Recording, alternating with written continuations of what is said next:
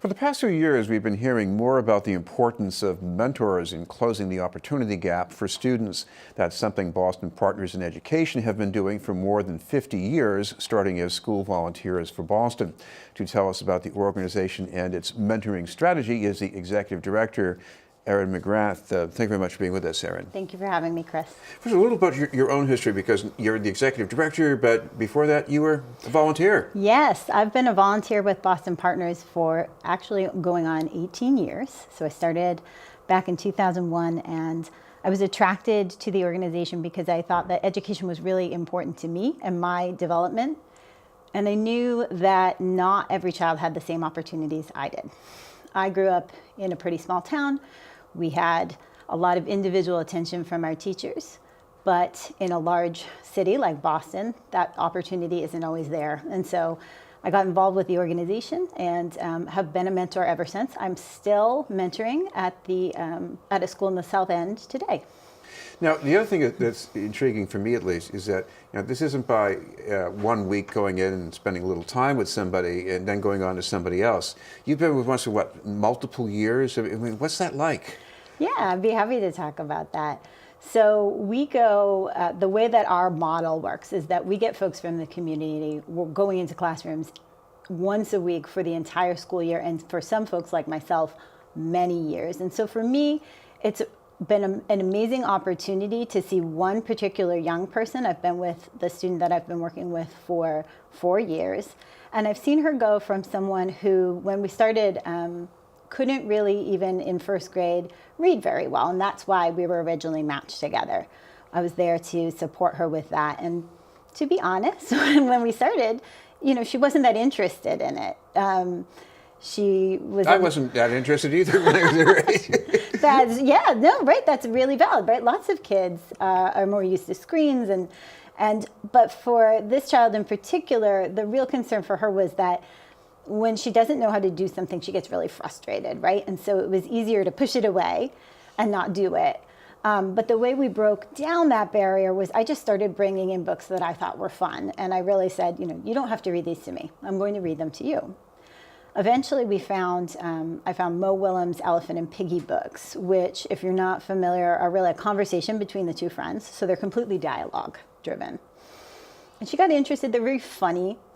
So that really appealed to her. And eventually, she said she really wanted to read the Piggy parts, and because Piggy's the girl, so I had to be the boy, Elephant Gerald. Cute joke. So that was fine. And when she first started, it was really a struggle for her still, but she was interested, invested, and kept at it. And by the end of the year, I went to the school to work with her, and she read an entire book to me. And so that was huge. And that was just in the first year. Now she's in 4th grade. We're doing much more difficult work, but we're working on those same issues, right? That not just how to learn, but wanting to learn, being excited to learn. And I think that's what mentors can really bring to children. One thing that occurs to me is that if you're a kid in the classroom and everybody else is a little faster than you and you fall behind, there's no way to catch up. That can be really true for a lot of young people. And that's exactly what Boston Partners in Education, that's what we're working on. We're trying to help students who have small cracks, small gaps in their knowledge, gain their skills. And I think for a lot of children, the benefit of the mentor isn't necessarily just the academic support. That's important. But it's having a safe space to make mistakes, right? Having someone that they can trust and just try with, and someone who is their personal cheerleader and will help them figure out how to work through the problem and point out all the parts that they did right before maybe the one thing that was a little hard. But what also seems to be going on here too is that there are things that people might interpret as behavior problems, which might actually be rooted in academic struggle. Kid falls behind, starts acting out, right? That's a great point. I think that there are a lot of reasons that we see what we think of as behavioral problems that are rooted in, yes, academic struggle, but also maybe whatever situations they might be dealing with in their personal lives, maybe what's going on at home. And so having someone they trust and can build relationship with to either work on those academic difficulties or just talk to, that really makes a huge difference. If you can be with one student, let's say for 4 years, something must be keeping you going. What do you get out of it, you think? Oh, yes, that is a really good question too. So all of our mentors, myself included, we all think about this in the same way. A tagline that we've been using is the best hour of your week. And we use that tagline because mentors just say that to us. This is the best hour of my week. If the students are getting support and they're getting academic help, we're getting space to just be with someone. I think that it's really important to have time in your day to connect with your community. For me, it's partly about being part of the Boston city fabric. That's really important to me. It's also about just time with a student. I don't have children of my own, for example, and so for me, but I really like kids. So for me, getting into the schools and connecting in that way is incredibly important. It's also about when you see that moment of connection and when they click and they just get it, right? That's huge. There's a lot of power in that. With the 4 years too, growth is incremental and it can take time for a child to get as much success as we would hope that they would. And so 4 years really gives you that chance to see that growth over time, and that's amazing. This is BNN News, and we're talking with Erin McGrath from Boston Partners in Education. Erin, I know you make it sound very magical and human, but I guess there's also something almost formulaically predictable going on here too, that when a student has more time to progress on something, go over it again, they do make progress. Yes. I think that that's a really important piece of the puzzle. There's a chance also for them to get some differentiated instruction, right? Teachers are amazing, and they're doing some phenomenal work in the Boston Public Schools, which is another thing that I like getting to see, right?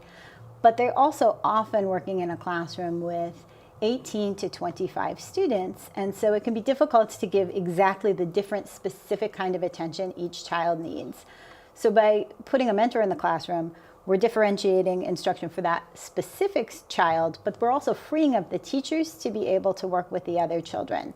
So yes, to your point, the specific child we're working with gets to go over whatever work they're focusing on. They get to build up their skills, but the teachers are also able to do that with some of the other children in the classroom. Of course, this gets to the part about volunteers, because you might have people who have all the motivation in the world, but as soon as they think they might have to make up something from scratch to do with a student, they get kind of nervous. But you help them with that, right?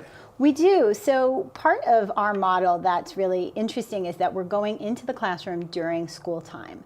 So what the mentors are working on is whatever the rest of the class is working on that day. Typically they'll go in, listen to whatever lesson the teacher is providing, and then work with their child, or sometimes we have folks work with a small group of students. So they're there, they're doing what is current in the classroom, and so they don't have to worry about providing a lesson. They don't have to worry about providing tools. They just come with the skills that they have and their willingness to connect with the child, and they're able to make progress with them. So what goes on when you're breaking in a volunteer?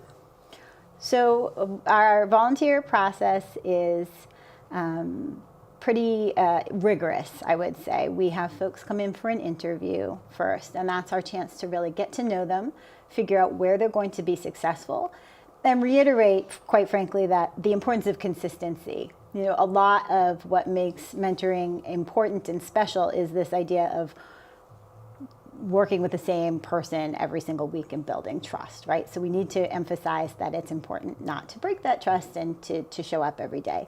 Then they go in for training. We do a 2.5-hour training explaining what it means to be in a classroom. And then finally, they get matched. Now, I think I remember a time, because I went to school in Boston, when a volunteer coming into a classroom might make a teacher feel uncomfortable, but starting in the 1960s, maybe that's changed. I mean, what's it like today for teachers? That's a great question. For teachers, I think that the landscape has shifted quite a bit in terms of folks coming in and offering support. We are one part of a large puzzle, right? And so I think that, again, as I mentioned, they're working with numbers of students who are all coming in with similar but different needs. They're coming in at similar and but different levels of educational need. And so for the most part, teachers are excited to welcome folks into their classroom and to utilize them for the best support that they can. When I look at your figures, it does seem you work with pretty much the cross-section of students in the Boston Public Schools. Any way about saying whether the students getting mentored do better in some way?